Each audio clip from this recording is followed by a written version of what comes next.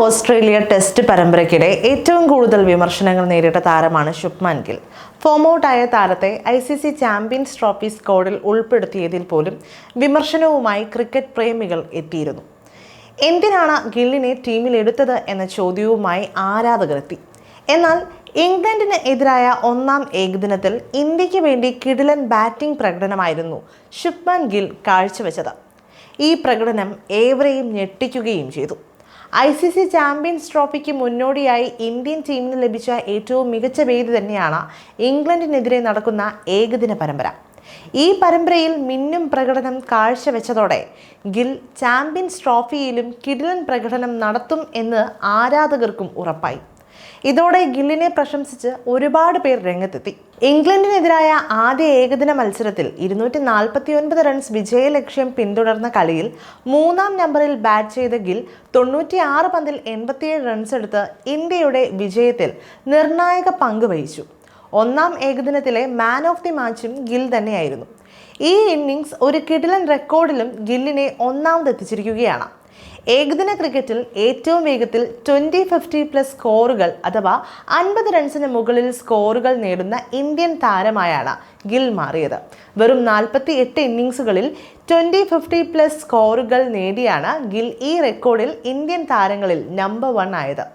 50 ഇന്നിംഗ്സുകളിൽ 20-50+ സ്കോറുകൾ നേടിയ ശ്രേയസ് അയ്യറിനെയാണ് ഈ നേട്ടത്തിൽ ഗിൽ മറികടന്നത്. 52 ഇന്നിംഗ്സുകളിൽ 20-50+ സ്കോറുകൾ നേടിയ മുൻ ഓപ്പണർ നവജോത് സിംഗ് സിദ്ധുവാണ് ഈ നേട്ടത്തിൽ മൂന്നാമത്. വിരാട് കോഹ്ലി, KL രാഹുൽ, ശിഖർ ധവാൻ എന്നിവർ ഈ നേട്ടത്തിൽ പിന്നാലെയുള്ളവരാണ്.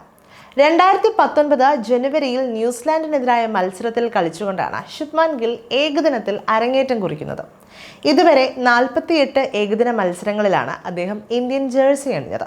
ഇതിൽ 58.9 ബാറ്റിംഗ് ശരാശരിയിൽ 2384 റൺസാണ് താരത്തിന്റെ സമ്പാദ്യം. 6 സെഞ്ചുറികളും 14 അർദ്ധ സെഞ്ചുറികളും താരം നേടിയിട്ടുണ്ട്. നിലവിൽ ഏകദിന ബാറ്റിംഗ് റാങ്കിങ്ങിൽ 3-ാം സ്ഥാനത്താണ് അദ്ദേഹമുള്ളത്. നിലവിൽ ഇന്ത്യൻ ഏകദിന ടീമിന്റെ ഉപനായകനാണ് ശുഭ്മാൻ ഗിൽ. രോഹിത് ശർമ്മയ്ക്ക് ശേഷം ടീമിന്റെ അടുത്ത ക്യാപ്റ്റൻ ഗിൽ ആയിരിക്കുമെന്ന കാര്യവും ഏറെക്കുറെ ഉറപ്പായിരിക്കുകയാണ്. മാത്രവുമല്ല, വൈസ് ക്യാപ്റ്റൻ എന്ന നിലയിൽ ശുഭ്മാൻ ഗില്ലിന് തൻ്റെ പുതിയ യാത്രയിൽ സ്വപ്നതുല്യമായ ഒരു തുടക്കമാണ് നാഗ്പൂരിൽ ലഭിച്ചത്.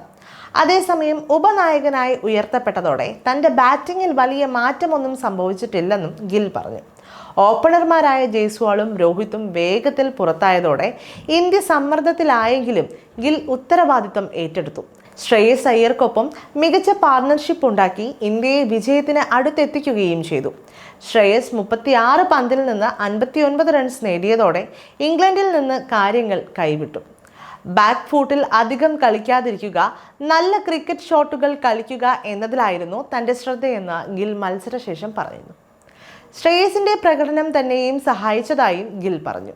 എന്തായാലും പുതിയ റോളിൽ ആരാധകരെ നിരാശരാക്കാതെ റെക്കോർഡുകൾ സ്വന്തമാക്കി മുന്നേറുകയാണ് ഇന്ത്യയുടെ വൈസ് ക്യാപ്റ്റൻ.